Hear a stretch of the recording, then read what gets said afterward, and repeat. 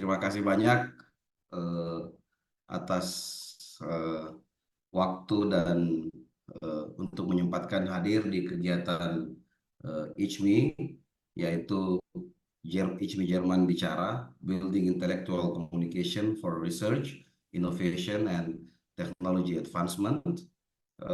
Yang terhormat Bapak Profesor Arif Satria selaku Ketua Umum ICMI, dan yang terhormat Profesor Hendro Wicaksono, Ketua ICMI Orwil Jerman, dan yang terhormat Bapak Dr. Ardimas Purwita, Kepala Departemen Riset dan Engineering Fishery, lalu dan yang terhormat Bapak Dr. Saifuddin, SP MSI dari Kementerian Pertanian, dan yang terhormat juga Mas Insinyur Rahmat Hidayat MCS yang merupakan bagian dari ICMI Jerman. Hari ini Bapak Ibu sekalian, kita akan melaksanakan kegiatan ICMI Jerman Bicara dengan tema Hari Tani Sustainable and Smart Farming. Saya akan membacakan susunan acara kegiatan, pembukaan, lalu dilanjutkan sambutan Ketua ICMI Orwil Jerman, Profesor Hendro Wicaksono, lalu dilanjutkan sambutan Ketua Umum ICMI Pusat, Profesor Arif Satria, pemaparan materi oleh bapak-bapak para narasumber, dan berikutnya ada sesi tanya jawab dan penutup. Untuk mempersingkat waktu, acara selanjutnya adalah sambutan Ketua ICMI Orwil Jerman kepada Profesor Hendro Wicaksono. Waktu dan tempat. Acara selanjutnya adalah sambutan Ketua ICMI Orwil Jerman kepada Profesor Hendro Wicaksono. Waktu dan tempat kami persilahkan. Punten, Prof. Ya, terima kasih Mas Ai sebagai sebenarnya sekjen dari ICMI Orwil Jerman ya. Ya, Bismillahirrahmanirrahim. Assalamualaikum warahmatullahi wabarakatuh. Waalaikumsalam warahmatullahi wabarakatuh. Ya, Alhamdulillahirabbil alamin. Assalatu wassalamu ala Rasulillah Sayyidina Muhammadin ibni Abdillah wa ala alihi wa sahbihi wa man wala. La haula wala quwata illa billah. Pertama-tama kita panjatkan puji syukur kehadirat Allah Subhanahu wa taala karena atas limpahan dan rahmat-Nya kita bisa berkumpul di webinar kali ini dan bagian dari seri webinar bicara. Khusus hari ini kita akan fokus pada Hari Tani ya, tentang sustainable and smart farming. Yang kami hormati Bapak Ketum ICMI Pusat yaitu Profesor Arif Satria. Terima kasih sekali sudah meluangkan waktu di tengah kesibukannya Bapak. Kemudian kepada tentunya narasumber yang kami banggakan, Bapak Dr. Ardimas, Bapak Dr. Saifuddin, kemudian kepada Bapak Insinyur Rahmat Hidayat, dan juga teman-teman dari segenap jajaran pengurus ICMI Pusat dan Orwil Jerman. Dan tentunya Bapak Ibu hadirin sekalian. Izinkan saya atas nama ICMI Organisasi Wilayah Jerman, Orwil Jerman, yang didirikan baru awal tahun 2024 ini, menyampaikan ucapan selamat datang kepada narasumber, peserta, dan semua pihak yang telah berkontribusi dalam terselenggara acara ini. Webinar ini merupakan bagian dari seri webinar yang bertajuk Bicara, yang kami selenggarakan secara rutin. Temanya ini berbeda-beda dan melibatkan stakeholder yang tidak hanya dari ICMI, tapi juga dari pihak-pihak yang terkait yang sesuai dengan temanya, gitu ya. Nah, tujuannya adalah melakukan atau membangun komunikasi intelektual dan transfer knowledge dari dan ke Jerman, karena kami memang wilayahnya di Jerman, gitu ya, terutama terkait dengan teman-teman di Indonesia.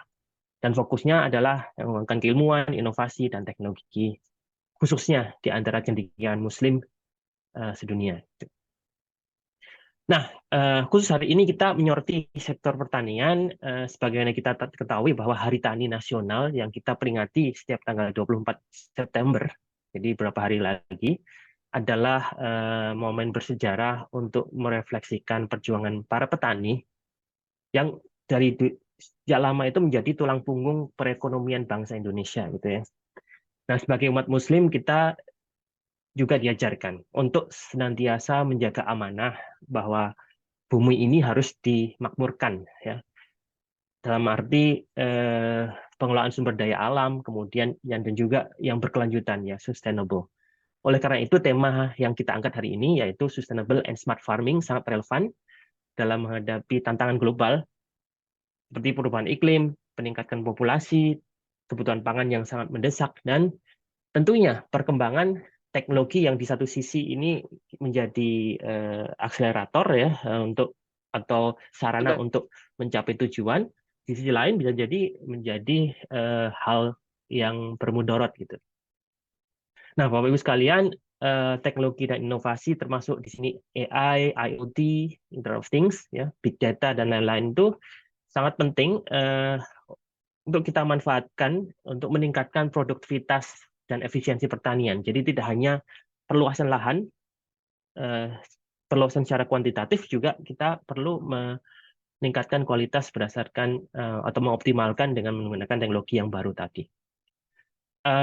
Kita juga harus senantiasa mengedepankan nilai-nilai berkelanjutan, keadilan, kesejahteraan, dan tentunya sejalan dengan ajaran Islam, gitu ya. Nah, webinar ini diharapkan dapat menjadi sarana yang efektif untuk membangun silaturahmi, sinergi antara pihak pemerintah, ini ada Pak Saifuddin, akademisi, ada Pak Rahmat, kemudian Ardimas, untuk mewujudkan pertanian cerdas dan berkelanjutan. Tentunya nanti tujuan akhirnya membawa kesejahteraan bagi para petani dan ketahanan pangan nasional. Nah, sebagai penutup, marilah kita bersama-sama untuk memanfaatkan kesempatan ini sebaik-baiknya untuk saling berbagi ilmu, pengalaman, bertanya, berdiskusi dengan harapan semoga apa yang kita lakukan hari ini menjadi amal jariah dan bermanfaat bagi umat serta bangsa. Akhir kata, wallahul muwaffiq ila aqwamit thoriq. Wassalamualaikum warahmatullahi wabarakatuh. Waalaikumsalam warahmatullahi wabarakatuh. Baik, terima kasih banyak Profesor Hendro Wicaksono atas sambutannya selaku Ketua ICMI Orwil Jerman. Acara berikutnya sambutan Ketua Umum ICMI Pusat Profesor Arif Satria sekaligus membuka kegiatan pemaparan materi nantinya oleh para narasumber. Waktu dan tempat kepada Profesor Arif Satria kami persilahkan. Bismillahirrahmanirrahim. Assalamualaikum warahmatullahi wabarakatuh. Assalamualaikum Saya hormati Ketua ICMI Orwil Jerman, Pak Hendro Wicaksono, Pak Ardimas, Pak Saifuddin, dan juga para kandidat dan para peserta semuanya. Mohon maaf saya off cam dalam perjalanan. Tema hari ini memang tema yang sangat menantang dan harus kita jawab dengan solusi. Memang artificial intelligence, blockchain, dan kemudian drone, ya, berbagai teknologi revolusi industri, hasil revolusi industri 4.0 yang berasal dari Jerman itu, ini sudah saatnya diimplementasikan di sektor pertanian, dan pola percepatan transformasi untuk mencapai pertanian modern yang lebih presisi dan smart itu, ini yang saya kira harus kita diskusikan. Mengapa? Karena teknologi nggak ada masalah, yang jadi masalah adalah ini masalahnya struktur petani di Indonesia yang beragam. Ada yang memang teknologinya sudah sampai pada 4.0, ada juga yang tarafnya baru 3.0, ada lagi yang tahapnya baru 2.0, ada lagi yang 1.0, ada lagi yang 0.0. Jadi keragaman struktur stratifikasi petani yang pada teknologi seperti itu membuat kita memang dituntut untuk lebih bijak, ya, memanfaatkan teknologi modern. Jadi teknologi apa yang bisa dipakai untuk semuanya. Ya, misalnya bagaimana extension service ya, pola pemilihan sudah berbasis digital, semuanya bisa merasakan. Kemudian mengatasi penyakit tanaman, identifikasi menggunakan smartphone, semua bisa. Kemudian, tapi begitu misalnya pemanfaatan drone, tidak semua. Karena apa? Karena ada sebuah komunitas petani di mana kelangkaan buruh tani sudah terjadi. Maka drone bisa dipakai. Tapi pada saat di mana buruh tani sudah masih sangat padat jumlahnya, itu pemanfaatan teknologi modern bisa memicu pengangguran kalau kita tanpa ada sebuah upaya untuk mencari substitusi pekerjaan. Nah, sehingga hal seperti inilah yang akan kita temui di lapangan dengan pola percepatan ini, evolusi mana masyarakat yang akan kita sentuh. Ya, itulah yang kemudian resmi harus memberikan solusi. Dan menurut saya sekarang harus sudah saatnya membuat kajian tentang kerangka regulasi apa yang harus dilakukan untuk implementasi percepatan 4.0 itu, supaya kita bisa mengantisipasi dari sejak dini hal-hal apa yang akan muncul kalau itu akan terjadi, sehingga kita bisa menciptakan presisi sekaligus lebih inklusif ya pola pertanian. Jadi saya kira demikian penonton saya. Terima kasih Mas Hendro dan kawan-kawan. Assalamualaikum warahmatullahi wabarakatuh. Mungkin Waalaikumsalam warahmatullahi wabarakatuh. Gimana izin Prof? Mas Saif, mungkin sebelum kita mulai dan materi, kita bisa foto bersama dulu mungkin, atau apakah Oke, Prof boleh. Arif boleh buka kamera sebentar? Boleh saja Mas. Ya, karena saya sebentar lagi harus membuka acara Ichimichi Jepang satu lagi. Iya, iya. Baik, kita masuk ke acara inti. Acara selanjutnya adalah pemaparan materi. Materi pertama akan dibawakan oleh Bapak Insinyur Rahmat Hidayat, MCS. Beliau berasal dari divisi IT ICMI Jerman dan beliau merupakan peneliti dalam bidang kecerdasan buatan. Waktu dan tempat kepada Mas Rahmat kami persilahkan. Silahkan Mas. Bismillahirrahmanirrahim. Assalamualaikum warahmatullahi wabarakatuh. Bismillah, alhamdulillah, Waalaikumsalam. wassalatu wassalamu ala rasulillah. Terima kasih Bang Zulkifli Ansar sebagai moderator atas kesempatan yang telah diberikan. Mohon izin Prof. Arif Satria, Prof. Hendro, dan pemateri yang lain Pak Saifuddin, Pak Ardimas untuk sebagai overview, ya, overview atau pendahuluan atau pengantar lebih mendalam dan lebih sesuai dengan bidangnya masing-masing, di mana dari sini saya akan mencoba nanti menyampaikan dari sisi akademisi, kemudian nanti dari sisi industri, praktisi industri, kemudian dan nanti terakhir dari sisi pemerintah. Jadi dalam hal ini saya akan membagikan mengenai Explainable Artificial Intelligence di Smart Sustainable Agriculture 5.0. Jadi tadi sudah disampaikan mengenai artificial intelligence, smart farming, ya, kemudian lebih lanjut dari artificial intelligence adalah explainable artificial intelligence. Nah, ini nanti di slide selanjutnya mungkin akan ada penjelasan mengenai kenapa mengarah ke explainable. Kemudian kenapa ada sustainable, tidak cukup hanya dengan smart farming atau precision agriculture gitu. Nah, kemudian juga agriculture, tadi Prof. Arif Satria menyebutkan kita telah sampai di agriculture 4.0, ada di beberapa tempat, ada yang masih 3.0, bahkan ada di bagian tertentu di dunia ataupun di Indonesia sendiri yang ada yang 2.0, yang pemetaannya mungkin lebih mendetail nanti Pak Saifuddin dari Kementan yang lebih menguasai mengenai perkembangan dari setiap petani yang ada di Indonesia. Jadi key points dari TOR yang disampaikan dari ISMI Jerman bicara kali ini untuk bagian saya itu adalah mengenai peran AI dalam bidang pertanian, kemudian peluang dan tantangan penerapan AI. Nah, ini nanti saya dari sisi akademisi atau teoritisnya, dan nanti dari sisi praktisinya mungkin akan bisa menambahkan dan mempertajam mengenai tantangan-tantangan dan peluang apa saja ketika akan menerapkan AI di bidang agriculture. Jadi topik-topiknya secara garis besar saya akan bagi ke dalam 6 bagian. Pertama pendahuluan, yang kedua mengenai XAI dari artificial intelligence ke explainable artificial intelligence. Kemudian yang ketiga sustainable agriculture. Jadi dari digital farming, kemudian ke smart farming, kemudian ke precision agriculture, dan lebih lanjut lagi ke sustainable agriculture. Dan yang keempat, kemudian nanti AI atau SAI apa yang sudah diterapkan di agriculture, dan termasuk peluang nanti apa yang bisa dikembangkan atau yang bisa diteliti untuk kemudian dikolaborasikan dengan praktisi, didukung oleh pemerintah untuk diterapkan di pertanian di Indonesia untuk mengarah ke penerapan teknologi yang terbaru dan tepat guna. Kemudian peluang penerapan AI, ada apa saja peluangnya, kemudian tantangannya. Nah, kemudian tantangan ini nanti untuk bagaimana dikolaborasikan antara akademisi, praktisi, dan pemerintah untuk bisa sama-sama berkolaborasi.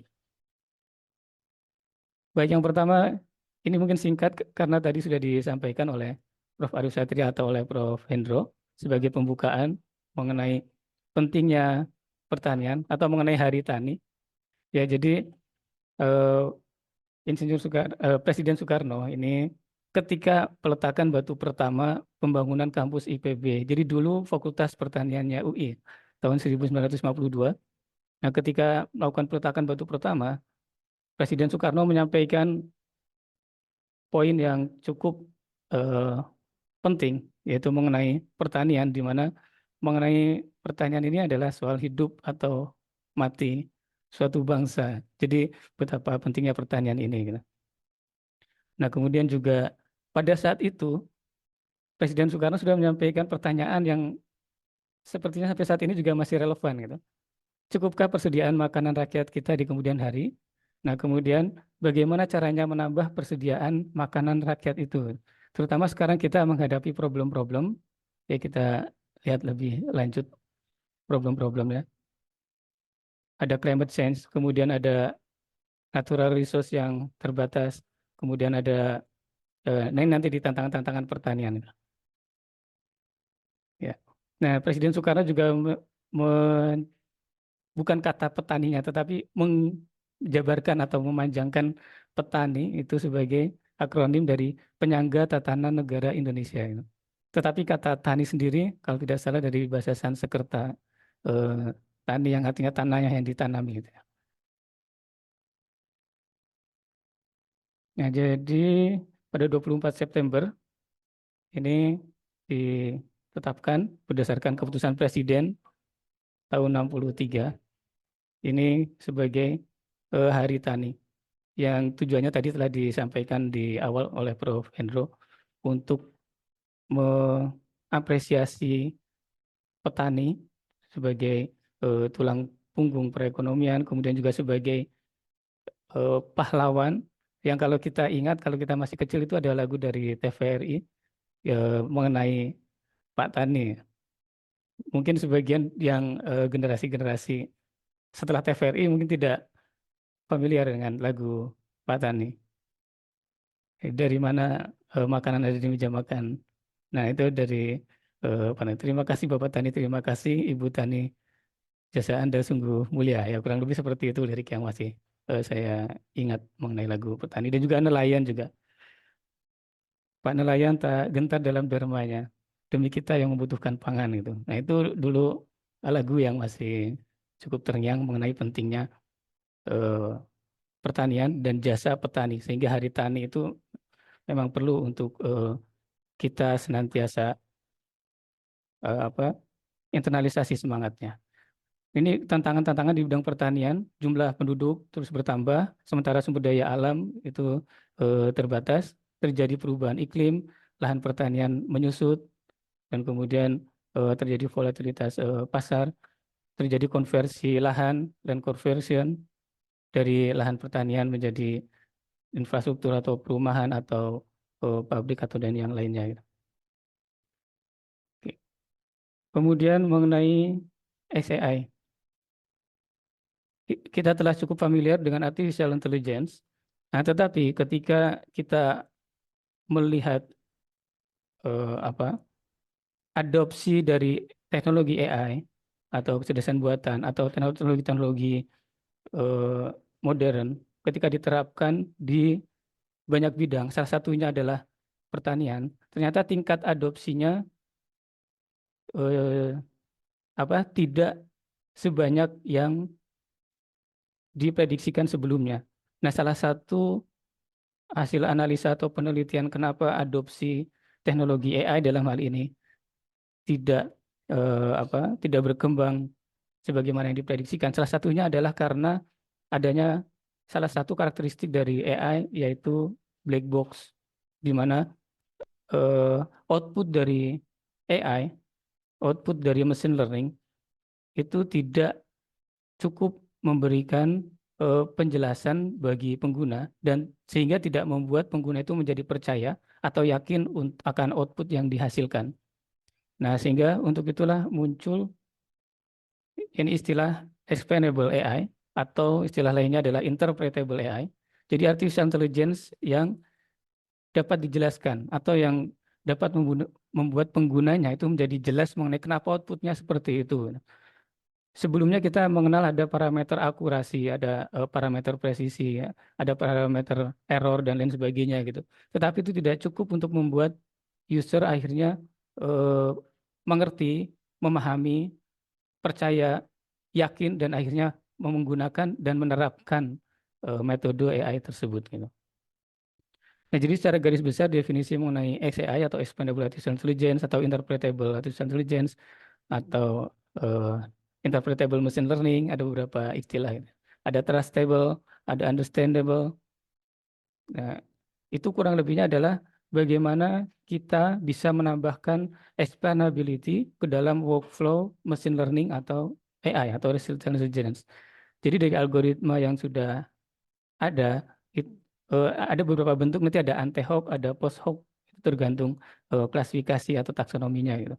Tetapi intinya adalah bagaimana kita dapat mengembangkan algoritma, model, machine learning atau AI yang itu dapat memberikan penjelasan kepada pengguna sehingga pengguna dapat melakukan reasoning, dapat memahami dan akhirnya menerima dan mempercayai output yang dihasilkan oleh machine learning tersebut. Atau bisa memetakan kalau akurasinya katakanlah 95%, berarti ada 5% yang kemungkinan error. Nah, bagaimana user juga bisa ikut terlibat untuk menentukan apakah output tersebut kira-kira masuk yang 5% atau yang 95%. Nah, tren publikasi XAI ini mulai melejit, ini istilah yang biru ini Interpretable Artificial Intelligence. Kemudian term XAI ini setelah tahun 2017-an, setelah DARPA waktu itu mulai menggaungkan mengenai perlunya XAI, Explainable Artificial Intelligence. Kemudian XAI, ini term yang orange, hijau, sama-sama meningkat tajam. Ini menunjukkan bahwa trennya ini sekarang sedang memang diperlukan XAI ini dan cukup penting. Apalagi kalau di Eropa sendiri, di Jerman ada regulasi, ada General Data Protection GDPR regulations yang memang mensyaratkan bagi kecerdasan buatan agar dapat memberikan penjelasan kepada penggunanya gitu. Nah, kemudian ini future research mengenai XAI. Jadi kalau kita melihat model AI atau machine learning, biasanya kita mengukur dari akurasinya misalkan. Semakin tinggi akurasinya maka dianggap semakin bagus. Sehingga deep learning ini menempati posisi tinggi dibandingkan algoritma yang lain secara umum kecenderungannya pada banyak kasus. Tetapi ketika kita lihat dari interpretability-nya, ternyata deep learning ini interpretability-nya dia low atau rendah. Nah, sementara kita melihat di sini ada rule based learning, ada decision tree, ada linear regression atau logistic regression. Ini dia walaupun akurasinya dibanding yang lain ini relatif rendah, tetapi interpretability-nya cukup tinggi. Nah, bagaimana ke depan XAI ini dia bisa meningkatkan interpretability sekaligus juga tetap mempertahankan atau bahkan meningkatkan akurasinya. Jadi goal dari XAI ini trustworthiness, membuat pengguna menjadi percaya akan output yang dihasilkan dari machine learning atau algoritma tersebut. Causality, memahami mengenai sebab akibat antar fitur tertentu, antar variabel tertentu dengan output tertentu. Kemudian ada transferability, informativeness. Nah, ini parameter-parameter yang mencoba untuk didapatkan atau dicapai melalui XAI ini. Deep learning sebagai model yang dianggap memiliki akurasi relatif cukup tinggi dan baik dibanding algoritma yang lain, tetapi justru ternyata paling black box tadi. Nah, ini ada beberapa metode yang telah dikembangkan ya untuk menjelaskan mengenai deep learning ini. Model-model ini yang sudah ditemukan dan dikembangkan oleh para peneliti untuk menjelaskan mengenai deep learning. Oke. Ya, kemudian setelah tadi XAI, sekarang menuju ke sustainable agriculture. Kita telah mengenal ada digital farming, ada smart farming, precision agriculture, tetapi dengan kondisi environment, lingkungan, kemudian kebutuhan untuk terus memproduksi makanan, pertumbuhan penduduk yang juga semakin meningkat, sehingga perlu untuk mengefektifkan dan mengefisienkan produksi bahan pangan atau agri-food. Nah, sehingga tidak cukup hanya smart dan presisi saja, tapi bagaimana bisa sustainable, bisa berkelanjutan, dan bisa terus-menerus memproduksi bahan pangan, bahkan produktivitasnya meningkat. Nah, itulah kenapa kemudian muncul istilah sustainable agriculture. Oke, mengenai smart farming, definisi, key technologies. Baik. Definisi, oke. Ini mengenai smart farming. Jadi konsep untuk memanage pertanian, bagaimana bisa mengimplementasikan sistem seolah-olah sistem itu dapat bertindak seperti manusia atau petani, atau dan bisa berpikir seperti manusia, petani atau pakar dalam bidang pertanian. Ada dalam penerapan IoT, robotics, kemudian drones, tadi telah disinggung oleh Prof. Arief, kemudian AI, penerapan sensor, kemudian data analytics, dan lain sebagainya. Teknologi kunci yang digunakan ini sensor IoT untuk memonitor kondisi tanah, misalkan cuaca, kemudian hasil pertanian atau peternakan. Kemudian drone satelit digunakan untuk memonitor dari sisi aerial, dari sisi udara, kemudian menganalisis kualitas tanaman atau mendeteksi penyakit atau mendeteksi hama atau weed, rumput, ada yang lain sebagainya.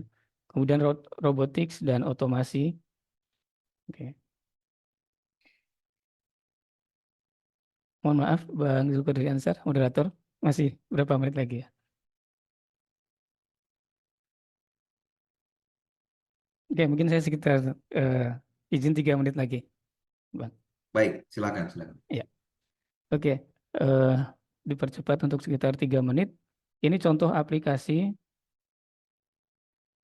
dari smart farming. Nah, precision farming ini bagian dari smart farming untuk lebih presisi. Contoh misalkan dalam hal penyiraman, ketika sebelumnya secara tradisional semua lahan disiram secara merata, tetapi dengan precision farming, bagaimana water management itu nanti bisa menganalisis kondisi tumbuhan, kondisi tanaman, kondisi tanah, sehingga wateringnya dia akan melihat dari sesuai karakteristiknya, sehingga akan lebih tepat dan lebih presisi. Kemudian ketika harvesting, misalkan ketika memanen hasil tanaman, buahnya misalkan dengan computer vision, computer recognition, computer analysis, menganalisis visual dari buah misalkan, kemudian dianalisis buah mana yang sudah tingkat kematangannya sesuai standar. Nah, kemudian dari computer vision itu robot nanti secara otomatis akan mengambil sesuai dengan kematangan dan ukuran buah misalkan, sehingga akan lebih presisi kapan waktu untuk memanen, kemudian di mana saja itu akan perlu dipanen, mana yang masih perlu dibiarkan, dan lain sebagainya. Kemudian digunakan juga untuk livestock monitoring dengan sensor dan trackers. Kemudian drone ini untuk memonitoring crop dan spraying, misalkan pesticide. Jadi pestisida kalaupun digunakan itu tepat pada yang memang memerlukan berdasarkan analisis tadi computer vision dan lain sebagainya. Keuntungan dari penerapan smart farming ini tentunya harapannya adalah meningkatkan hasil pertanian dan kualitasnya, kemudian mengurangi biaya dan sisa-sisa yang tidak diperlukan, lebih efisien dalam penggunaan air, fertilizer, dan lain sebagainya, karena tadi semakin presisi. Kemudian dapat lebih baik dalam melakukan monitoring dan mengelola kesehatan dari livestock, kemudian meningkatkan sustainability dan mengurangi dampak lingkungan. Jadi tadi misalkan penggunaan pestisida hanya pada bagian-bagian yang memang diperlukan berdasarkan analisis dari AI tersebut. Kemudian dapat melakukan pengambilan keputusan berdasarkan data. Jadi misalkan kapan panen berdasarkan data cuaca, berdasarkan data curah hujan dan lain sebagainya. Kemudian menentukan kapan panen berdasarkan demand prediction misalkan atau demand forecasting, dan berdasarkan crop yield predictions dan lain sebagainya. Sehingga dapat mengambil keputusan berdasarkan data dan harapannya keputusannya itu akan lebih baik. Precision agriculture ini tadi agak mirip dengan smart farming, perbedaannya dari sisi scope-nya. Smart farming lebih lebar, precision agriculture-nya lebih fokus. Teknologi yang digunakan, smart farming ini teknologi yang digunakan, dan precision agriculture ini GPS, sensor, analisis data, dan lain sebagainya. Oke. Nah, kemudian sustainable agriculture, ini pertanian organik, agroforestry, permaculture, pertanian biodinamik, pertanian regeneratif. Nah, bagaimana dengan penerapan teknik ini, harapannya pertanian akan lebih sustainable, lebih sustain. Kemudian ini penerapan SAI di Agriculture 5.0, ini dari sisi task di sisi pertaniannya, kemudian yang di sebelah kiri ini adalah dari sisi computational intelligence-nya. Ini bagian communication perception atau knowledge discovery, reasoning. Kemudian ini dari sisi agriculture-nya, apakah task-nya adalah fish weight estimation, grassland monitoring, animal behavior tracking, dan lain sebagainya. Nah, kemudian ini adalah task-task dari sisi agriculture, dan yang sebelah kanan ini adalah metode-metode AI atau machine learning yang telah diterapkan untuk masing-masing task ini. Nah, kemudian ini adalah algoritma digunakan pada task atau fungsi tertentu di agriculture, misalkan deep neural network atau artificial neural network ini diimplementasikan di banyak task di agriculture. Nah, kemudian ini untuk crop yield predictions, kemudian ini algoritma-algoritma yang digunakan, fungsi dan hasilnya, results-nya. Oke. Karena waktunya hampir habis, mungkin saya persingkat.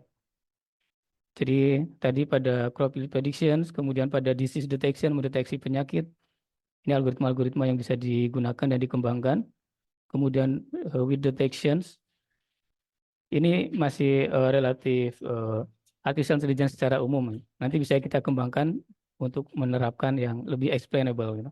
Kemudian untuk crop quality, untuk cotton, pears, rice, padi. Untuk livestock, animal welfare ini juga algoritma-algoritma decision tree ini relatif explainable, tapi akurasinya perlu ditingkatkan dan lain sebagainya. Nah, model-model SAI tadi ini berpeluang untuk diterapkan di sini. Kemudian water management, algoritma-algoritma yang bisa digunakan, soil management. Ini contoh disease detections yang menggunakan SAI sehingga tidak hanya menunjukkan, oh ini berpenyakit, atau oh ini tidak berpenyakit, oh ini penyakit A atau penyakit B, tapi kenapa ini penyakit A, kenapa ini penyakit B, bagian mana yang menunjukkan berpenyakit, dan kenapa penyakitnya A, atau kenapa penyakitnya B berdasarkan fitur yang mana, dan seterusnya. Baik, peluang penerapan AI tentunya banyak ya, dari resource management, predictive analytics ini, kemudian untuk melakukan otomasi di proses pertaniannya, labor optimization tadi sudah disinggung oleh Prof. Arif Satria. Jadi bagaimana pekerja itu bisa dimaksimalkan, tetapi tidak digantikan secara seluruhnya. Gitu. Kemudian ada water conservation, soil health monitoring. Nah, tantangan di region tertentu bagaimana bisa mengakses teknologi dan capacity building untuk petani atau pakar agar dapat mengadopsi teknologi AI. Ini juga ada gap analisis di mana AI sudah banyak digunakan di problem-problem tertentu, tetapi SAI ini belum banyak diimplementasikan. Oke, dan ini adalah tantangannya, kualitas data, kemudian expertise tadi dari petani atau dari ada skill gap dan perlunya training. Nah, training ini mungkin bisa berkolaborasi antara akademisi dengan dukungan dari pemerintah dan praktisi untuk melakukan pelatihan bersama-sama ke petani. Kemudian implementasinya ini tinggi sehingga perlu initial investment yang tinggi. Untuk pertanian dalam skala besar, mungkin mereka memiliki modal investment, tapi untuk small farmers atau petani skala kecil atau family farmers ini biasanya perlu support finansial. Nah, tantangannya juga mungkin ada resistance untuk perubahan dari petani sendiri gitu. Ada karena cultural barriers, ada budaya gitu. Ada karena petani sudah nyaman dengan model tradisional dan lain sebagainya. Social implication juga tadi telah disinggung bagaimana AI jangan sampai justru nanti membuat banyak petani kehilangan pekerjaan gitu. Oke, baik, waktunya sudah habis. Mungkin itu yang dapat saya sampaikan, Bang Syukur Yasser. Mohon maaf apabila waktunya berlebih dan nanti bisa dilanjutkan di sesi tanya jawab. Terima kasih. Mohon maaf. Assalamualaikum warahmatullahi wabarakatuh. Waalaikumsalam warahmatullahi wabarakatuh. Baik, terima kasih banyak Mas Rahmat telah menyampaikan materi yang cukup menarik terkait penerapan AI dalam Smart Sustainable Agriculture 5.0.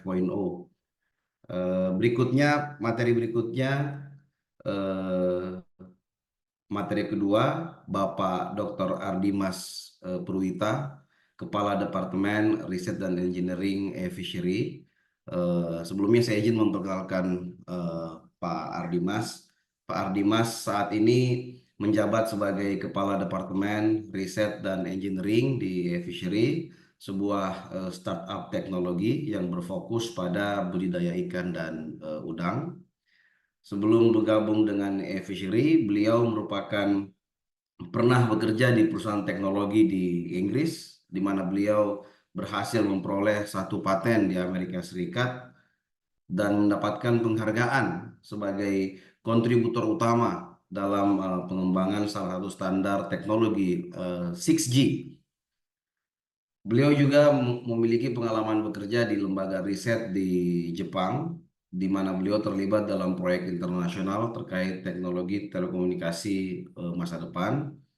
Selain itu, beliau juga memiliki latar belakang dunia pendidikan, dunia akademik sebagai dosen dengan lebih dari 20 publikasi internasional yang telah dirujuk lebih dari 900 kali sepanjang karir beliau.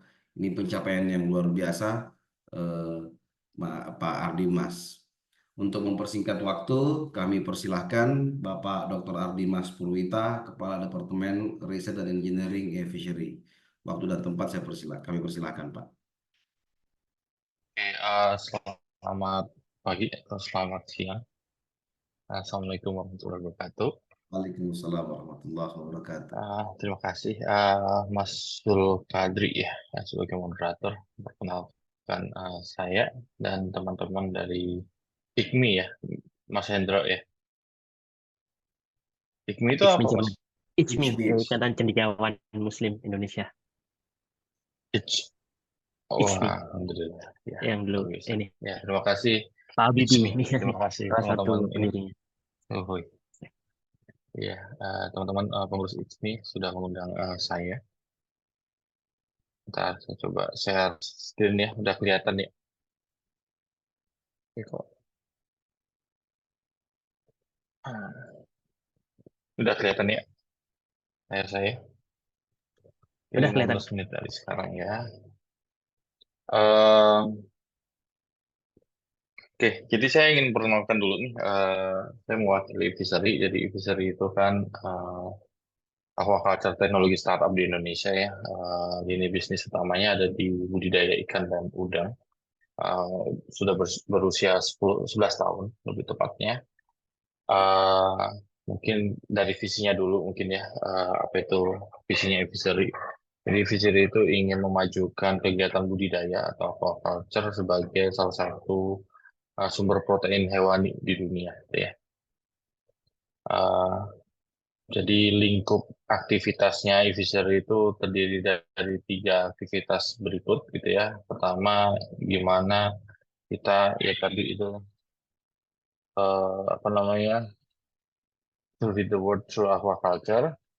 Terus yang kedua, bagaimana kita menyediakan teknologi yang affordable gitu ya.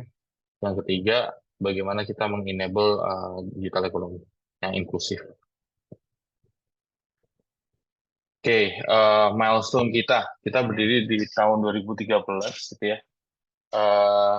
Pertama kali kita berdiri itu kita sebagai startup yang mengeluarkan satu produk IoT, yaitu produk pakan ikan otomatis. Pada saat itu masih di ikan berbasiskan IoT gitu. Baru di tahun 2016 kita berhasil mass produce alat tersebut feeder. Jadi di sini bisa dibayangkan ya bapak-bapak dan ibu-ibu ya.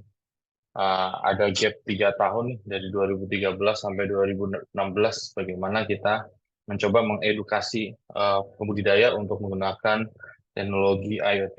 Jadi kayak barrier to entry-nya itu lumayan tinggi gitu ya. Jadi effortnya juga lumayan untuk mereka mengadopsi teknologi ini. Kemudian setelah mulai berhasil gitu ya meyakinkan farmer akan adanya teknologi IoT ini untuk kegiatan mereka berbudidaya untuk meningkatkan produktivitas mereka. Di 2017 sampai sekarang kita mulai diversifikasi bisnis kita. Yang awalnya cuma ikan ke udang, terus kita punya e-commerce juga. Nggak cuma alat IoT, kita juga bekerja sama dengan prinsipal pakan, membantu mendistribusikan pakan, dan seterusnya.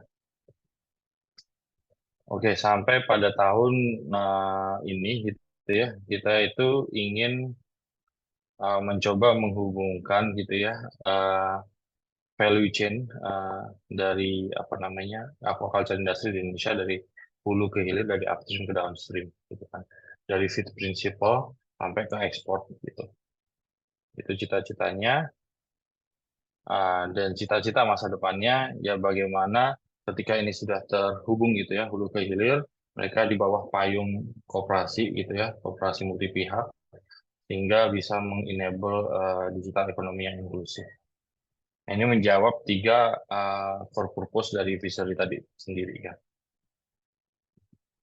Nah, value chain e-fishery kalau dihubungkan itu ya mungkin secara ilustrasi bentuknya seperti ini.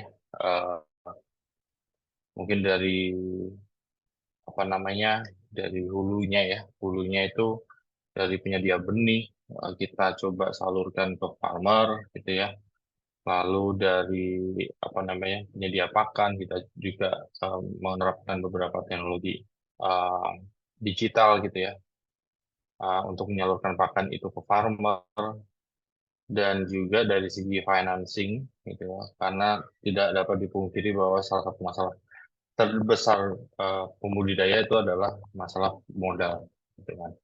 Tapi di sini sebelum ya bermasalah dengan OJK ya, di sini tuh kita nggak menggunakan uang investor untuk memberikan dana, tapi kita menghubungkan farmer dengan funder, bank, fintech, dan lain-lain. Sehingga misalnya farmer butuh modal tapi pengen semacam akad yang syariah gitu ya. Nah, kita coba sambungkan ke fintech yang menerapkan ya akad syariah tadi. Nah, itu sesuai kebutuhannya farmer tadi itu sendiri. Jadi kita agregator di sini. Kemudian di hilirnya kita mencoba membantu farmer juga untuk menjual gitu hasil panen mereka ke first level buyer, second level buyer, maupun sampai ke ekspor juga. Nah, ekspor ini khusus untuk trim. Tapi pada tahun 2024 kita juga fokus untuk ekspor nila. Itu ya. Nah, itu tadi dari hulu ke hilir. Nah, di tengahnya gimana nih di aktivitas apa namanya budidayanya? Jadi kita banyak. Jadi komersial produk kita itu ada di feedernya kan ya. Feeder sendiri itu bervariasi untuk kolamnya dan lokasinya. Jadi ketika emang lokasinya itu tidak ada infrastruktur listriknya, kita sediakan. Bentar nih, koneksi internet saya agak unstable ya Pak ya.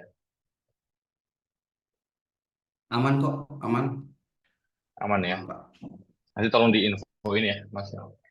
Nah, tadi apa ya? Oh, feeder. Feeder tergantung lokasinya. Kalau emang butuh infrastruktur listrik, eh, kita tambahkan solar panel gitu kan. Terus kalau emang bentuk kolamnya itu yang enggak ada duduk tempat dudukan rangkanya, kita sediakan yang floating e-feeder dan seterusnya. Nah, selain itu, ini kan commercial produknya. Selain itu, kita melakukan banyak kegiatan R&D, prototyping, yang nanti akan menjadi commercial product juga gitu ya. Jadi kebutuhan di apa namanya istilahnya di lapangan itu banyak banget ya. Um, Misalnya untuk pembudidaya udang yang harus menjaga gitu ya kadar oksigen di apa namanya airnya stabil gitu ya di angka tertentu itu membutuhkan kincir. Tapi kincir itu salah satu investment yang sering rusak gitu kan. Nah, makanya ada kita kita juga develop pedal wheel monitoring gitu untuk kayak ngebantu farmer ngasih info health condition dari kincir itu sendiri. Gitu. Ada banyak aplikasi teknologi di sini dari computer vision, apalagi ini big data gitu ya. Sampai kita juga di belakang itu punya comment center ya untuk memproses data-data budidaya ini gitu.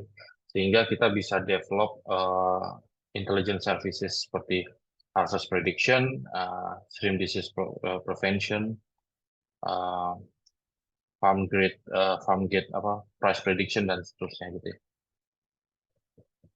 Nah, banyak. Nah, jadi sebenarnya sampai tahun ini itu nih angkanya masih agak yang lama ya. Jadi total budidaya yang sudah menggunakan service dan produk kita itu di angka 250.000, di mana sebenarnya angka itu masih di angka sekitaran 10% total pembudidaya di Indonesia. Jadi marketnya itu masih luas banget gitu ya. Uh, jadi farmer demografi di ekosistem kita itu ya kebanyakan bisa dilihat dari heat map di sini, kebanyakan di daerah Jawa utamanya masih di Jawa Barat dan Jawa Timur. Jawa Tengah ada beberapa juga gitu ya. Uh, belum Sulawesi sih udah ada harusnya, tapi ini belum terlalu update. Tapi Sulawesi ke kanan ini masih belum terjamah ya, jujurnya. Gitu. Nah untuk komunitas biomasanya sendiri juga itu ada nila, udang, patin, mas, lele, gurame, dan seterusnya.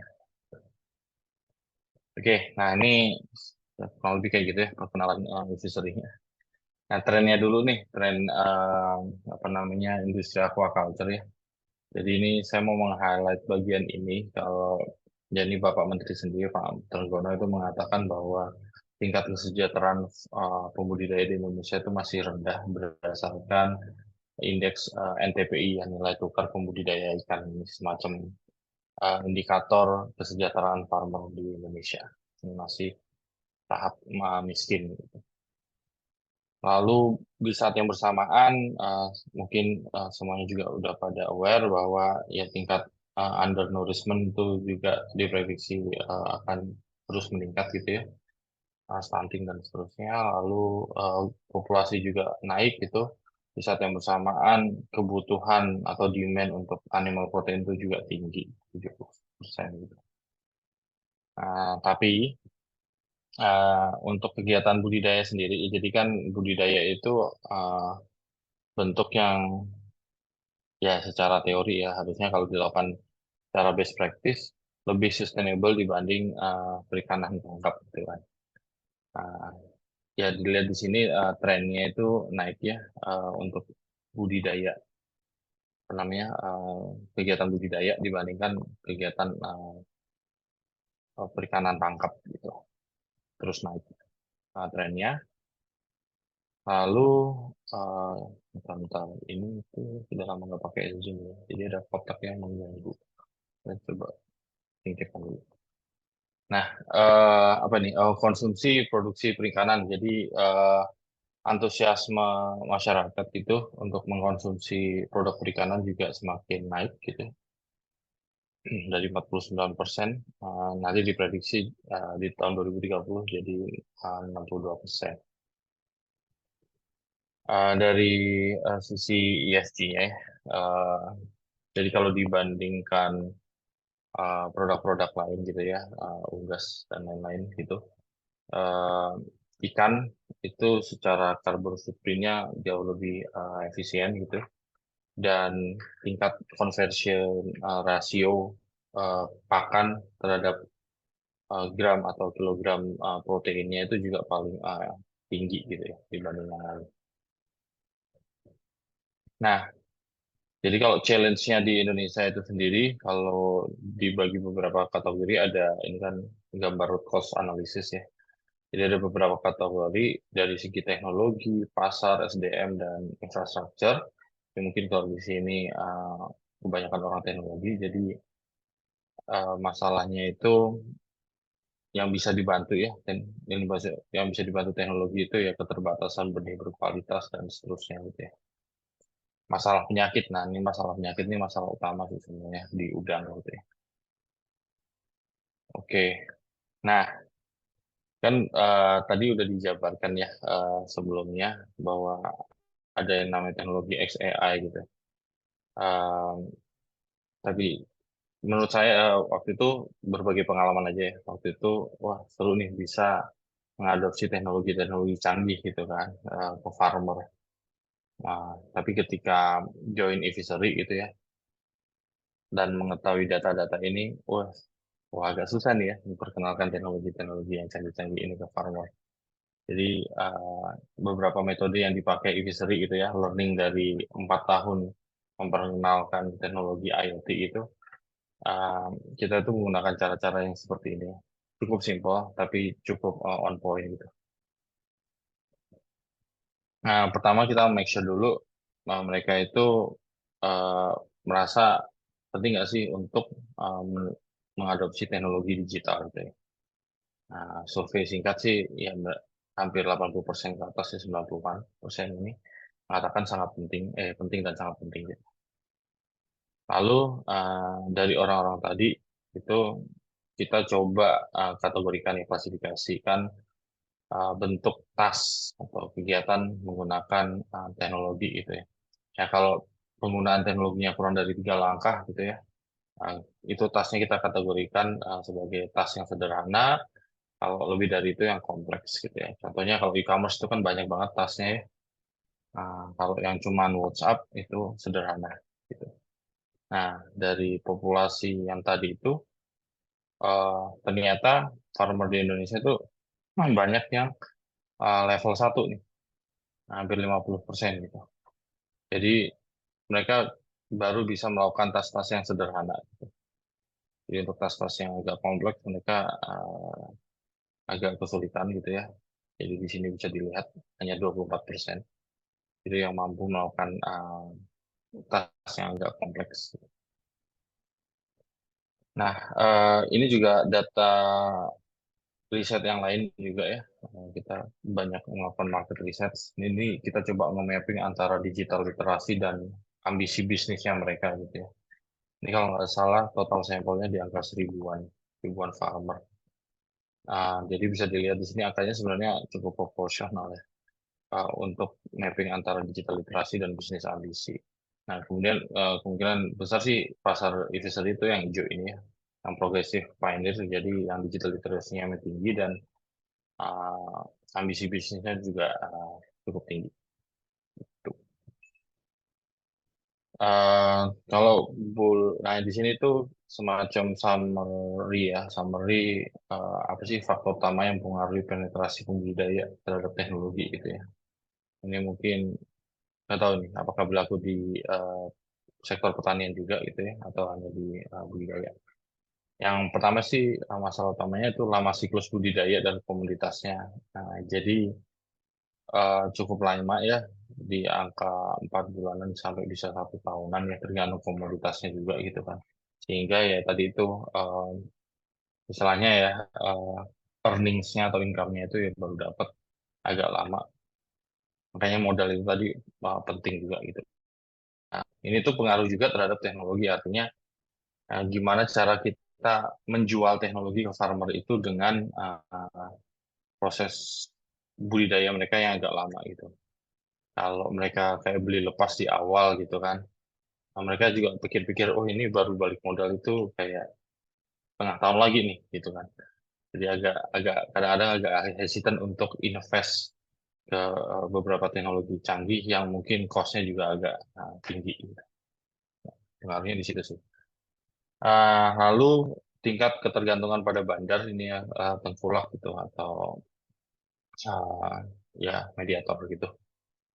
Terus yang ketiga ketersediaan pasar untuk penjualan hasil panen. Nah ini juga sebenarnya lebih ke arah farmer itu kayak susah ngejual aja sih sebenarnya. Nah di sini itu gimana peran teknologi dapat membantu itu. Nah di sini saya coba deep dive lebih dalam ya beberapa produk dan service di Evistory. Ini feeder 5S ya, feeder yang tadi ada solar panelnya. Nah, di sini itu farmer bisa misalnya standar IoT produk bisa mengatur jadwal pakannya dari jarak jauh gitu ya. Asalkan feedernya terhubung dengan internet connectivity. Uh, bisa semacam melakukan apa namanya ya health monitoring device-nya juga dan lain-lain gitu ya, standar IoT. Lalu selain feeder ini mungkin next yang mau kita rilis gitu ya, water quality monitoring system, jadi alat pengukur kualitas air gitu. Jadi 4 parameter utama sih di sini ditulis banyak, tapi yang akan dikomersialkan utama itu yang pH, DO, temperatur, dan salinity gitu ya. Nah, kelebihannya di sini itu karena kita punya banyak IoT devices kan, jadi data-data itu akan terintegrasi satu sama lain, sehingga jadi cloud-nya itu kita punya banyak variasi dari data-data budidaya. Nah, device-device tadi bisa dimonitoring. Kita juga membuat apa namanya IoT platform di sini. Selain itu juga kita punya stream disease monitoring. Jadi kita nge-mapping nih di Indonesia itu yang lagi. Kadang-kadang kan penyakit misalnya di Jawa sama di Sumatera itu jenis outbreak-nya itu agak berbeda ya. Jadi kita punya fasilitas untuk memonitor ini sehingga kita bisa kayak memberitahu ke farmer masalah, oh ini lagi rame loh apa penyakit ini di Jawa gitu ya, jadi siap-siap gitu, terus semacam itu. Nah, kemudian ada produk juga ini satellite imagery. Jadi kan kita ini ya mengcover farmer di berbagai wilayah di Indonesia. Jadi kan agak cost juga nih operasionalnya kalau kita visit ke sana tiap hari itu ya. Jadi kadang-kadang untuk apa namanya kolam-kolam yang emang nggak ada blocking objeknya dan bisa dimonitor menggunakan satellite imagery, kita menggunakan apa namanya teknologi ini gitu, untuk memantau aktivitas budidaya. Dan mungkin ini yang terbaru ya. Jadi kayak ya ini ChatGPT untuk farmer sih sebenarnya. Tapi selain itu ada added value yang lain gitu ya. Added value yang agak susah untuk diimitasi oleh perusahaan-perusahaan yang sama gitu ya. Ya, tadi itu IoT kita kan ada berbagai macam ya, dan itu nge-feed berbagai macam data kan ke database kita. Nah, jadi si Mas Ahya ini atau ya Cultivation GPT ini itu sebagai interface sehingga farmer itu bisa melakukan atau ya query gitu ya, prompt pertanyaan-pertanyaan, misalnya berdasarkan data apa ya air seminggu ke belakang ini ada kemungkinan nggak ya ada penyakit gitu ya beberapa waktu ke depan. Nah ini tuh kan nggak bisa di limited ya kalau kompetitor lain itu nggak punya apa namanya IoT device yang mampu mengagregate data-data budidaya tadi. Gitu.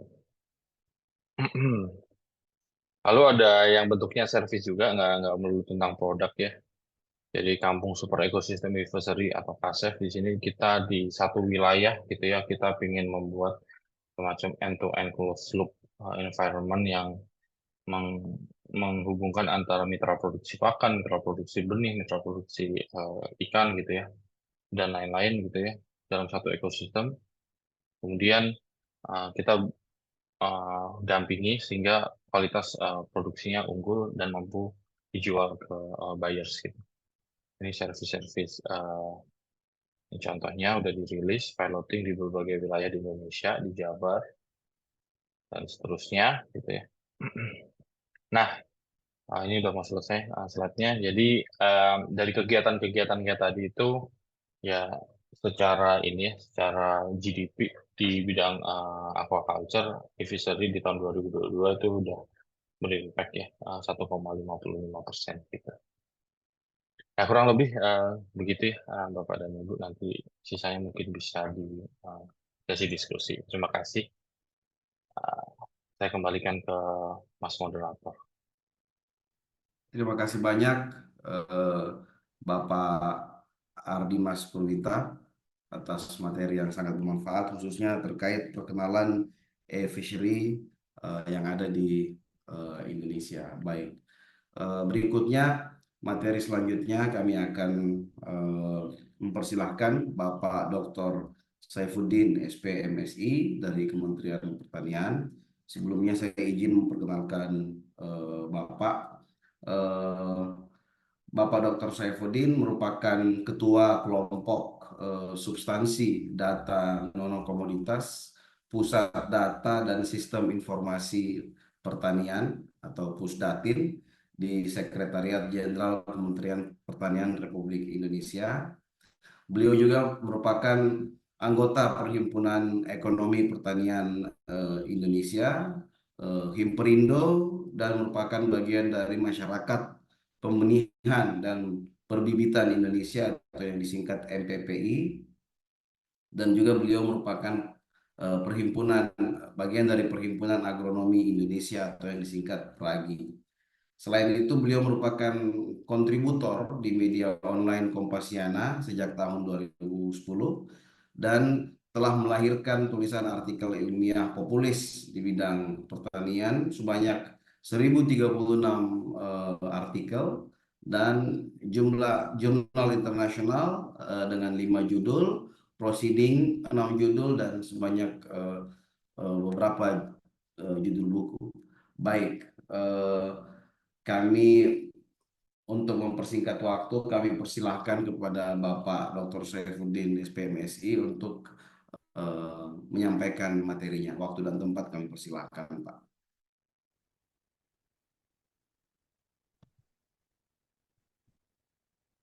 Baik, Assalamualaikum warahmatullahi wabarakatuh. Waalaikumsalam Waalaikumsalam warahmatullahi warahmatullahi wabarakatuh. Selamat pagi atau siang di Indonesia sekarang udah sore nih Pak Zul. Yang saya hormati Prof. Endro, kemudian Dr. Ardi, Pak Insinyur Ahmad, dan juga moderator Pak Zul pada siang hari ini. Yang pertama, kami sampaikan terima kasih atas kesempatan yang diberikan kepada kami untuk menyampaikan sharing session ya pada kesempatan diskusi ICMI Jerman ya. Tentu tadi saya sudah menyimak dengan cermat apa yang disampaikan oleh narasumber pertama dan juga narasumber kedua yang terkait dengan berbagai aplikasi atau sistem dalam upaya untuk mendorong kemajuan sektor pertanian ya. Sebelum berlanjut ke materi, kami dari Kementerian Pertanian belum menyampaikan hal yang cukup penting, bahwa bicara soal sektor pertanian tentu dimensinya cukup luas, dan dalam konteks ini teknologi menempati posisi yang cukup strategis ya, terutama untuk pertanian dalam skala yang cukup besar sebagaimana yang ada di Indonesia. Nah, saya rasa kehadiran teknologi ini tidak hanya memberikan efisiensi dan efektivitas di dalam proses sektor pertanian, tetapi justru akan menghasilkan nilai tambah. Nah, tadi disampaikan oleh Dr. Ardi beberapa cuplikan kegiatan yang dalam konteks misalnya bagaimana indeks kesejahteraan dari petani atau peternak ya perikanan.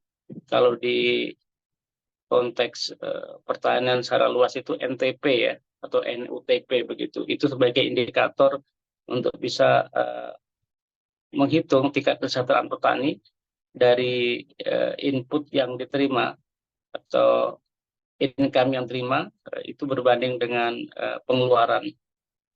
Nah, tentu diskusi kita pada sore hari ini berharap melahirkan rekomendasi ya dalam konteks bagaimana teknologi mampu memberikan dorongan yang cukup signifikan terhadap kemajuan pertanian di Indonesia khususnya. Baik, lanjut. Bapak Ibu sekalian, kalau kita mencermati dari perkembangan akhir-akhir ini, tentu kalau kami menyimpulkan sebenarnya konteks ke depan itu ya, saat ini dan ke depan, dengan kita mencermati bagaimana geopolitik yang terjadi akhir-akhir ini, perang Ukraina dan Uni Soviet yang kemudian beralih ke Timur Tengah, itu dimensinya dalam konteks dimensi bisnis senjata mungkin itu menjadi bagian hal yang tersendiri bagi mereka yang melihatnya dari sisi itu. Tetapi dalam konteks bahwa ini adalah akan ada potensi perluasan wilayah ya, atau kemudian ada persaingan dari dua hal, yaitu persaingan dari perang pangan dan juga perang energi, itu menjadi cukup menarik. Nah, sehingga masing-masing negara menunjukkan ego teknologinya untuk menguasai sumber daya. Nah, tentu dalam konteks ini pertanyaannya Indonesia dalam posisi di mana? Nah, tadi Prof. Arief menyampaikan di awal bahwa bicara 4.0 misalnya atau lebih tinggi di atas itu sebenarnya itu teknologi yang sudah berkembang 30-25 tahun yang lalu di Jepang begitu ya. Atau mungkin di Jerman itu sudah melakukan pendekatan sektor pertanian melalui berbagai skenario yang tadi yang Dr. Ardi sampaikan, bagaimana untuk memetakan suatu komoditas hingga sampai kemudian ke pasar, sehingga itu bernilai sebagai produk-produk unggulan sehingga mampu meningkatkan tingkat pendapatan suatu negara begitu. Nah, artinya pengelolaan dan penanganan sektor pertanian itu pendekatannya sudah cukup lama dengan melakukan pendekatan-pendekatan teknologi maupun pendekatan sistem. Kalau kami menyatakan seperti itu. Nah, mungkin dalam konteks Indonesia kita objek yang paling utama atau subjek paling utama adalah petani. Sehingga kalau kita melihat misalnya seberapa besar tingkat adopsi petani terhadap teknologi itu relatif masih rendah. Ya. Tetapi seberapa besar kebutuhan petani terhadap pertanian itu cukup besar. Sehingga ada gap yang cukup jauh antara kebutuhan terhadap sektor pertanian dengan pendapatan yang diperoleh. Kalau tadi Dr. Ardi menyatakan relatif masih rendah tingkat pendapatan di Indonesia, apalagi untuk memperoleh teknologi itu diperlukan juga high cost, biaya yang cukup tinggi. Sehingga dengan modal tadi membahasakannya Dr. Ardi cukup tadi di kesimpulan kedua ya, tengkulak lah bahasanya begitu ya. Ada pemodal di tengah-tengah petani. Ini kan juga dimensi yang tersendiri. Nah, dalam konteks ini Kementerian Pertanian itu mencoba untuk membangun blueprint Prof. Endro bahwa untuk 5 tahun ke depan ini model pendekatan pertaniannya tentu mengadopsi antara pendekatan masa sebelumnya dan juga melihat dimensi perkembangan eksternal ke depan. Nah, dalam konteks ini secara ringkas bahwa positioning dari PDP pertanian ya, kontribusi sektor pertanian dalam konteks PDB secara khusus ya, pertanian dalam pengertian sempit ya, itu PDB pertanian kontribusinya terhadap nasional baru 0,18%. Artinya ini angkanya masih cukup kecil ya. Ini akibat dari kemarin dorongan dari pandemi yang membuat kemudian beberapa aktivitas pertanian itu tidak eksis begitu ya, sehingga tahun 2023 mulai kembali beranjak. Nah, tentu ada faktor-faktor yang lain selain pandemi kemarin, salah satunya juga faktor-faktor dari alokasi anggaran. Nah, kemudian target yang diinginkan sampai 2029 itu PDB pertanian mampu berkontribusi sebesar 4,81%. Artinya lonjakan atau delta angka dari 2003 sampai 2029 ini 5 tahun ke depan itu cukup signifikan. Nah, bagaimana pendekatan yang harus dilakukan untuk mencapai angka 4,8 ini? Tentu ini angka minimal ya dalam perencanaannya. Itu kondisi existing ya dari pertanian kita di Indonesia. Itu pertama kita terdampak terhadap krisis pangan global ya. Nah, nanti akan kami tunjukkan bagaimana tren dari produksi beras kita khususnya ya, karena menjadi pangan utama, dan bagaimana tingkat kebutuhan, sehingga kemarin terjadi impor yang cukup besar ya, sejumlah kurang lebih 2 juta. Nah, ini sebenarnya ironis, di sisi lain kita adalah negara agraris, tapi di sisi lain kita impor. Ini krisis pangan global ini kita bisa lihat salah satunya akibat juga dari semakin berkurangnya produksi padi di lapang. Kemarin kami baru dari Sulawesi meninjau beberapa lokasi, ternyata memang di beberapa lokasi bahkan hampir menyeluruh di Indonesia itu produksi kita menurun akibat dari suplai air yang berkurang. Kemudian krisis pangan Indonesia itu dilihat dari bagaimana di beberapa daerah, terutama di Indonesia bagian timur, adanya antrian beras misalnya ya, dan juga adanya krisis energi. Nah, kemarin di Sulawesi juga seperti itu, saya melihat langsung di beberapa SPBU hampir rata-rata mulai dari Sulawesi Selatan sampai ke Wajo itu saya perhatikan SPBU penuh dengan antrian mobil-mobil yang berbahan bakar solar. Artinya mereka antrian cukup panjang untuk memperolehnya. Sehingga ini diduga bahwa suplai solar itu juga sudah mulai berkurang di beberapa daerah di luar Jawa begitu ya. Nah, kemudian langkah-langkah apa yang ditempuh untuk hal itu? Pemerintah melalui program motivasi pertanian itu melakukan cetak sawah sejumlah 3 juta hektar. Ini yang ditempuh, kemudian juga melakukan optimalisasi pekarangan pangan bergizi. Jadi dulu ada program selama Pak SBY itu namanya KRPL. Jadi mengoptimalisasi pekarangan-pekarangan di sekitar rumah untuk ditanami berbagai produk hortikultura misalnya.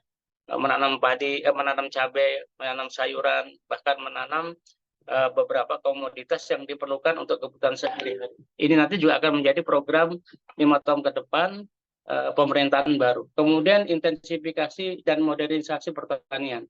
Nah, ini tadi yang konteks sudah dibahas oleh Pak Rahmat sama Pak Ardi. Tentu bicara dimensi modernisasi ini sebenarnya sudah dilakukan di Indonesia ya, di beberapa komoditas misalnya kita pernah ada program misalnya bioindustri ya, ada juga program smart farming, ada juga integrated farming, dan juga ada program-program yang mengintegrasikan teknologi dengan pasar, yaitu dengan program korporasi ya. Nah, tapi kemudian perlu kita evaluasi apakah program-program tersebut secara aplikatif sudah memberikan dampak yang cukup signifikan terhadap petani. Kemudian ada hilirisasi sawit, itu program untuk pengembangan B50 ya. Ini kemarin waktu kita rapat dengan FAO, Indonesia dikonfirmasi ulang apakah program untuk pengembangan B50 ini masih akan dilanjutkan untuk 5 tahun ke depan. Kita menyatakan tegas iya, yaitu suplainya dari bahan bakar sawit dan juga dari tebu sebagai bioetanol. Nah, apa hasil yang diharapkan dari program ini? Harapannya nanti ada pertumbuhan ekonomi yang cukup signifikan dari sektor pertanian, kemudian swasembada lumbung pangan, dan juga mandiri energi. Dengan harapan 4,8 ini dicapai dari program-program yang akan dilaksanakan. Lanjut. Nah, lanjut. Ini saya ingin menyampaikan, Prof. Endro, bahwa program yang dikembangkan Kementan ke depan, itu 5 tahun ke depan dengan pemerintahan baru, itu mengacu pada visi Presiden ya, yaitu dengan 8 misi Astacita, kemudian 17 program prioritas, dan juga 8 program hasil terbaik cepat. Nah, ini berdasarkan program dan visi ini diterjemahkan dalam RPJMPN 2005 sampai 2045, itu ada 5 ya. Pertama, 5 sasaran utama: pendapatan per kapita setara negara maju, kemudian kemiskinan 0% dan ketimpangan berkurang, kemudian kepemimpinan dan pengaruh internasional ya meningkat ya. Jadi bargaining position kita meningkat terhadap internasional. Kemudian dalam konteks selanjutnya, dalam konteks rancangan awal RJPMN 2005-2009, itu sektor pertanian itu masuk ke dalam Indonesia Emas 4. Programnya masuk dalam Indonesia 4, yaitu iptek, inovasi dan produktivitas ekonomi, kemudian IE 16, ketahanan energi, air, dan kemandirian pangan. Jadi inovasi di sini, iptek dan inovasi menjadi bagian dari tools untuk pembangunan kita ke depan, khususnya sektor pertanian. Nah, dulu di Kementerian Pertanian itu ada satu eselon 1 namanya Badan Litbang Pertanian. Begitu adanya Perpres, itu berubah menjadi BRIN. Sehingga sekarang teknologi-teknologi yang cukup modern itu ada di BRIN, yang kemudian kedepannya diharapkan mampu menjadi akselerasi terhadap proses pembangunan pertanian. Lanjut. Nah, Bapak Ibu sekalian, ini sektor pangan untuk 2029 yang tadi saya sampaikan untuk IE 4 dan IE 16 itu ditekankan pada peningkatan nilai tambah, modernisasi pertanian berkelanjutan termasuk pertanian organik. Yang selanjutnya adalah kemandirian pangan, yaitu ketersediaan konsumsi dan tata kelola pangan. Jadi iptek dan teknologi dan inovasi masih menjadi tools untuk pembangunan pertanian kita ke depan. Lanjut. Baik, ini krisis pangan dunia saya rasa sudah menjadi informasi yang cukup terbuka bagi kita semuanya. Saya tidak perlu menjelaskan data ini, bahwa krisis pangan ini di depan mata, dan tentu masing-masing negara sekarang berdasarkan informasi data yang saya peroleh dari BPS itu, masing-masing negara sekarang menyimpan bahan pangannya atau mengamankan bahan pangannya untuk stok atau cadangan, sehingga memperkecil jumlah ekspor ya, dengan harapan mencukupi dulu kebutuhan domestik ya. Nah, Indonesia demikian juga dalam rangka untuk menjaga krisis pangan ini, itu meningkatkan produksi ya. Nanti akan saya jelaskan pendekatan-pendekatan apa yang dilakukan dalam rangka pendekatan produksi pertanian, khususnya padi sebagai pangan pokok. Lanjut. Nah, kami rasa krisis pangan dunia itu dipicu konflik sosial dan politik. Nah, tadi di awal Insinyur Rahmat menyatakan pangan ini adalah eksistensi ya, menurut Soekarno. Pangan ini adalah integritas ya. Pangan ini adalah hidup dan mati. Sehingga teknologi secanggih apapun, jika pangan bermasalah, maka krisis sosial dan politik pasti akan memicu gitu ya. Sehingga bicara soal pangan ini menjadi tema atau pekerjaan yang cukup berat gitu ya. Nah, kita melihat bahwa pasar biji-bijian juga turun secara internasional ya. Ini ada 3,26% dari data yang kami terima, penurunan suplai biji-bijian ini, dan ini tentu dibutuhkan terutama untuk pemenuhan nutrisi ya, terutama bagi negara-negara di Eropa dan juga di luar Eropa. Kemudian produsen stop ekspor beras. Ini banyak produsen yang coba untuk stop beras ya, karena mengingat stok secara global itu juga semakin menipis. Kemudian 340 juta jiwa kelaparan itu ada di 10 negara. Kemudian geopolitik Rusia Ukraina tadi yang sampaikan itu semakin mencuat, dan juga adanya demand naik pasca Covid ya, terutama untuk permintaan dari HoReCa atau pariwisata.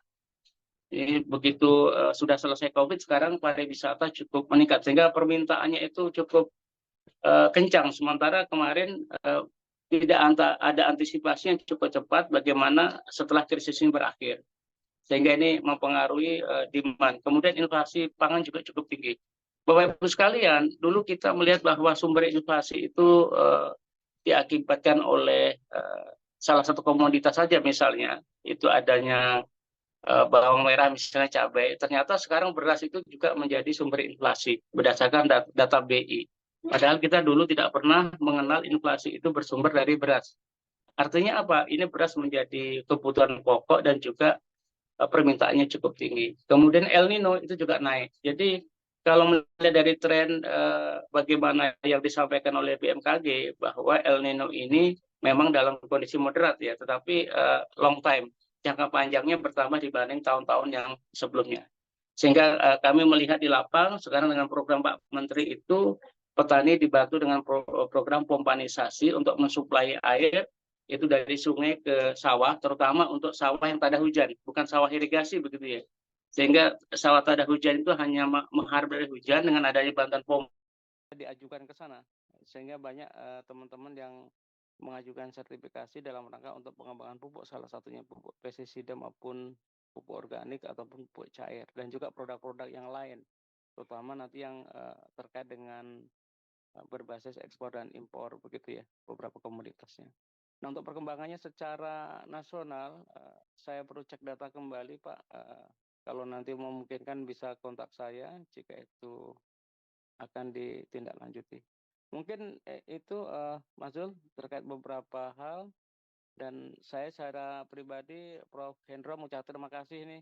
Tentu nanti dari hasil diskusi ini bisa sinergi ya. Tadi saya setuju bahwa antara akademisi ya, praktisi dan birokrat harus bersatu ini. Apalagi nanti ada potensi salah satu dari SDM IKSMI ya, itu akan memperoleh positioning yang cukup strategis pemerintahan baru. Tentu ini nanti bisa direduksi beberapa pemikirannya, dan saya cukup apresiasi terhadap yang disampaikan Dr. Andri tadi dan juga Pak Rahmat. Tentu nanti Kementan akan support lah jika ide-ide pemikiran ini bisa dimasukkan di dalam regulasi kami ke depan. Terima kasih Mas Zul. Terima Pak kasih Jul, banyak. boleh menambahkan satu Pak Jul? Silakan. Ya, saya kira di sini itu jadi satu kesatuan sustainable sustainable smart farming begitu ya.